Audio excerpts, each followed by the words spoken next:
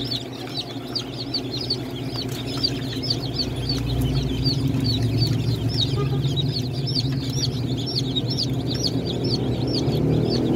lang naman pala kuya nakalagay. Resibo mo kuya.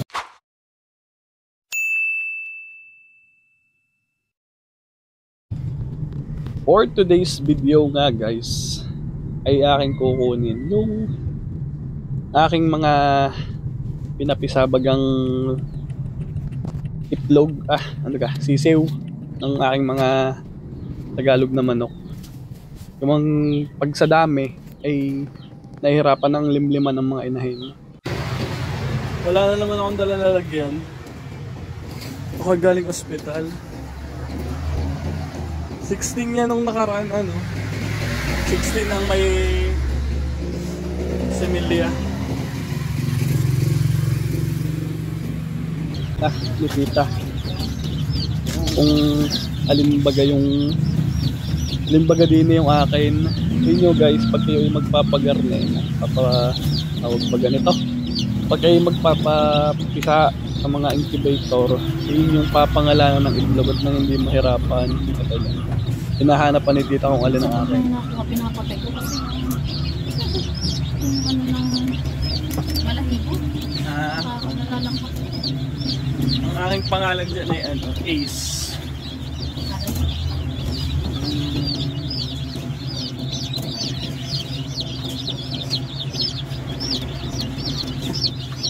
Parang hindi Hindi aking kulay lapis yung gamit ko Hindi ba ito? Ito. Kaya to. Amin po, marking po namin. Okay. Kayo po ay number 4, kaya hindi mo maliligaw. Okay. Kayo lang po ang number 4. Lahat ng may kanya-kanyang number. Okay. Anong gagawin po yan? Ihiwa-hiwalay ba yun? Ano na lang? Sama-sama Sa isang lalagyan na lang.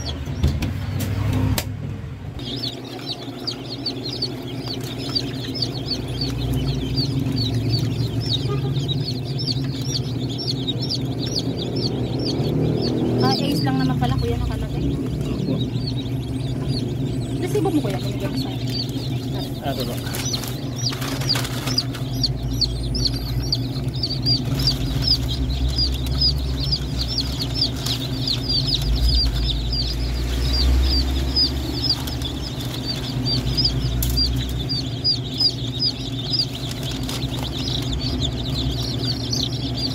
Anim-anim na lang kuya, parang disipin.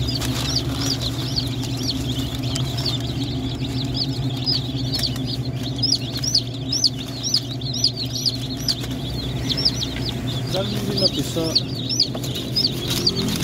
Ano, similya to nung nakaranda? Kaso siguro mahina ang nasisiw ng vision.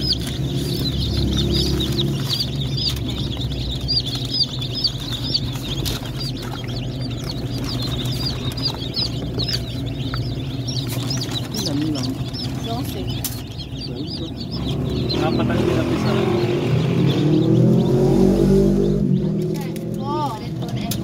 ha? Pare, kulay green. Pare, maliit. Yan. Anong kukuntahin ko? Inlist nyo na yung yung inaalis na yung walang Wala similya. simila ko kuya kasi wala namang mangyayari. Itong integrato at dalawang... Wala na kaya to?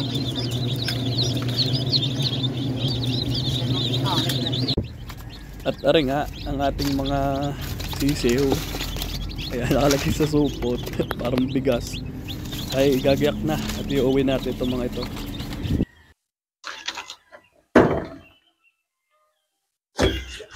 Wala akong makita papel. Aring nala ang karton muna ang ating ilalagay pinakasapin din sa ating mga sisiw. Ari po ay natunay ay na ari. Second batch na. Second batch na po rin ang ating mga papisa sa incubator. So inyo pong hinahanap yung first batch. Mamaya, papatid sa inyo pagkatapos ko din Sakto-sakto Parang sinukat.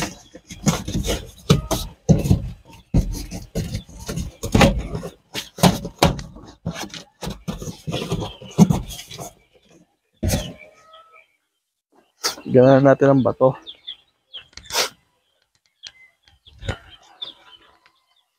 Yung. Ako guys sinisip-on kaya ako garne. Yung.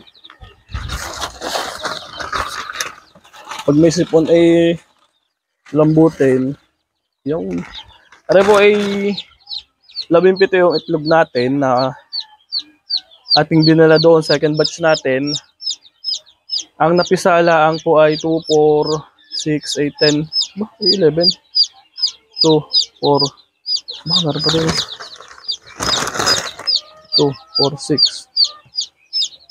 11 pala. Hindi pa naka 12. Hindi ko alam ba't diyon.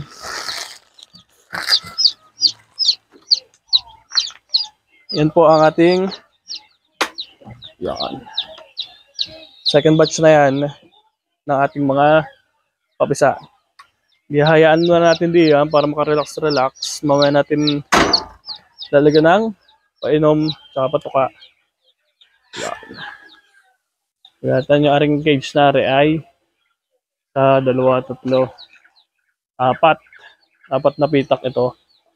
O ito ay kulang pa din sa tunay dahil gaya na rin minalimlim pa din bago din minalimlim din bago doon sa ating tawag ba nito yun, kukunan ng baboy na yon, may 2 ding nalimlim doon. Ari naman yung ating mga natural hatch na. Ito yung natural hatch natin. Ayan, kalalaki na. Kung di ako nagkakamali, ari siguro may 3 linggo na yata baga. Kung di ako nagkakamali. Yan ang wala nang painom. Napakainit ng panahon. Ari naman, yung nakakulong dati din sinama ko na diyan. Dahil mga hindi naman nakatuloy ang lahat. Di ngayon are ay kalalaki na din. Mga kulang-kulang 2 linggo na siguro. Are ang ating ang sinasabi ko sa inyo na first batch. Ito ay February 7. Yan. Hindi tayo masyado nakapag-vlog na yon. Gawang, bakit baga nga? Si Mrs. ay nanganak nung 4 nitong Pebrero. Ito ay 7 natin. Kinuha dun sa papisaan. Ayan, ang dami nito.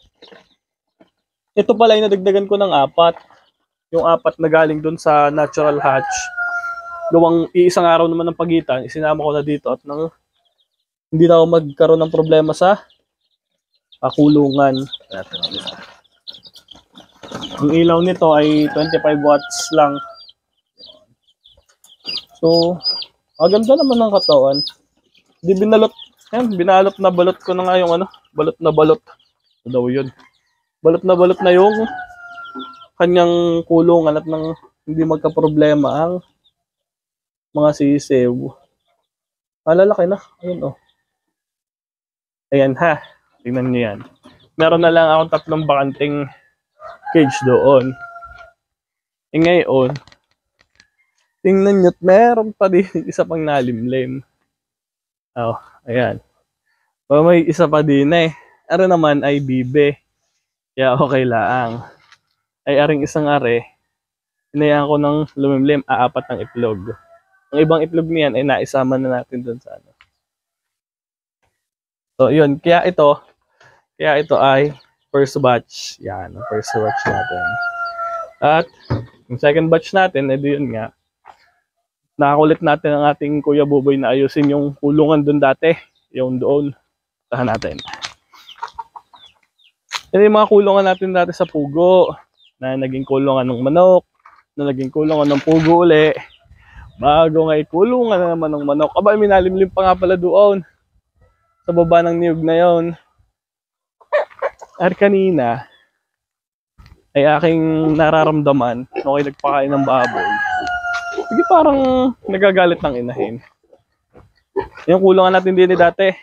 Kaya inalis na natin at pinayos natin sa Kuya Buboy. Ngayon, naglagay tayo ng bagong paitlogan. At nang hindi naman maliwagan ang manok. Yan. Ayan. So, may mga itlog tayo ngayon na ating i-harvest. Mamaya na yan. Naaring isang inahin na re. Ayun na nga. Hindi ka nakikita na. Alam niya. Hindi makita eh. Yun. Eh may nakalabit ng sisew. Ilan na din ito ating silipin. Ipinako ko nga ito. Bala ko hindi ko napapalabasin ang mga wakares na manok na ito. At nagpapalit-palit ng mga nililimlimang pwesto. Ganyan ginawa ko. Pinako ko na nga yan diyan at hindi na sila makaalis. Ay hindi din naari. Nagwawala sa loob. Ang doon nagkakamali, ang itlog na re. Ay lampas 15. At naglahok-lahok na. Ito na natin. Yan. Ayan. May ilan na yun? 4. May napipisa pa. Yan na. Ating alisin muna mga shell. Ito muna magalit sa akin.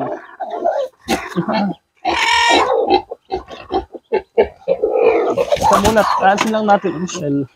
At nang lumuag-luag. Ilan ito? Sa 2, 3, 4. 4 ka. 4 ka. Baka din na rin na ba yun? 2,000. Wala pa. Wala pa naman. Nagpapalit-palit. So, yung dami niyan. 10. 16. Yung 7. Ay, yung dami. Yan. Ari, hindi sabay-sabay. Yan ang mahirap din sa mga manok na ret. Naglalahok-lahok ang pag-itlog. Hindi nagkakasabay-sabay ngayon ng pagpipisa. Ari, mga nauna nating batch ng manok. Yan. Pabaya ko yung alpas. At hindi naman nag-uulan nga nitong nagdaan. Wala ka na oh. 1 buwan at kalahati na siguro itong mga ito. O 1 buwan na. Pabaya ng pabaya ko. Bago. Aring, yan, yung maliit na yan. May kasamahan yun eh. Dadalwa naman piraso yan. Pinabayaan ko na din. Sama ng inahin. Yan ang inahin. Siguro walay na yan. Pero hindi na nayup-yup eh. Ang inahin di yan. So sana nahapon ng mga manok na. Hindi yan, naghahapon na. Hindi yan. So yung aking bakod eh, ang taas na. Ang aking mga manok ay lipad pa din eh. Ayun. Sisiw dating ng pabaya ko na eh.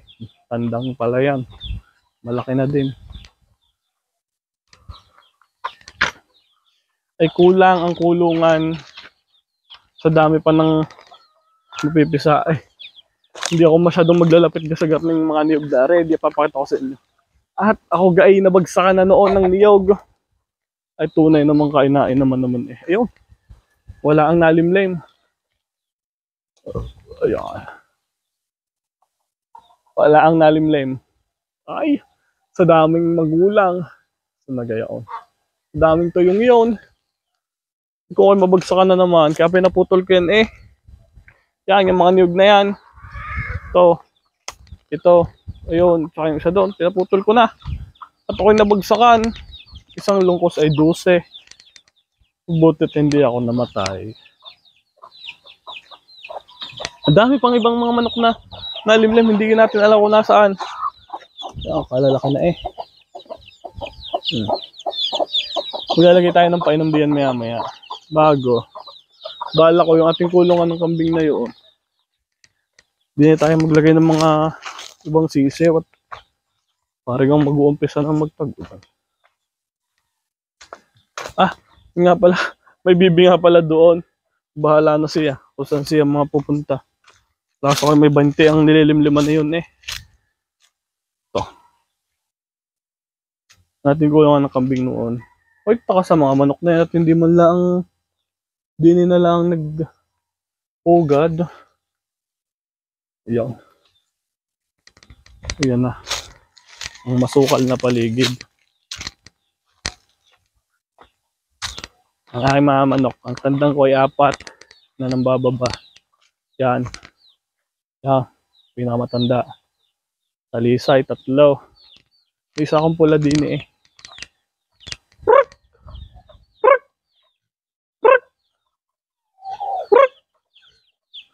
Yun, lumabas na. Takot naman sa talisay. Oh, di nalimlim inalipad. At akala ay ito na magpapatukan na. It's a prank. It's a prank muna. Karating ko lang at ako'y galing baga ako sa Bawan Doctors. Yung plano ko din eh. Ano? Bait naman niya inahin na yan. Yun. Pero pala inalimlim ay 2, 4, 6 lang. At ang ibang itlog dati din eh, kinuha ko na din. Yan nga yung mga lahok-lahok na. Silipin natin. Mukhang naka-recover na sila.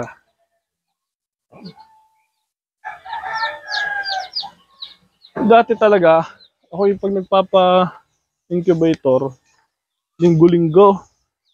Eh ngayon, busy nga at itong mga nagdaan eh, mahirap mag-aalis at mga anak si Miss. Ay, nanganak na nga. Gusto niyo makita ng aming baby ay nasa aking Facebook page. Ay, nasa aking Facebook pala. Yan. Eh, inyo na lang akong i-follow at nang inyong makita ang aking munting prinsesa. Nabenta ko na nga pala yung ilang baboy natin. Ayari na lang natira. Yung ating binili. Ating binili yan sa Kabani yan. Binili na natin sa lugar yung Ogunsilyo. Yan. At yung natirang pinamaliit natin biik. Eh di, hindi ba? Alam ko kung lalaki yan. Balik chown pagkuhan. Ang ganda nito. Ito ay Berkshire ex-native. Ito naman ang ating native. Naka-3 pag-anak na ito. Nakadaming mag-anak. Ito namang isang ito. Yan. Napakastahan na natin ito. Tinali na din natin. Alis natin dito. Yan ang kanyang kulungan. Mahirap at nagdadamo sa akin. Tinali na din natin. Butit kasanay din. Natuto din nakatali. Galit na naman. Titingnan natin bukas kung madadagdagan ng mapipisadi yan. Kung hindi, edi ililipat natin yung mga itlog. Dahil, o kaya kukuhanin na lang natin yung sisiw para hindi iwanan ng inahin ng mga bibe.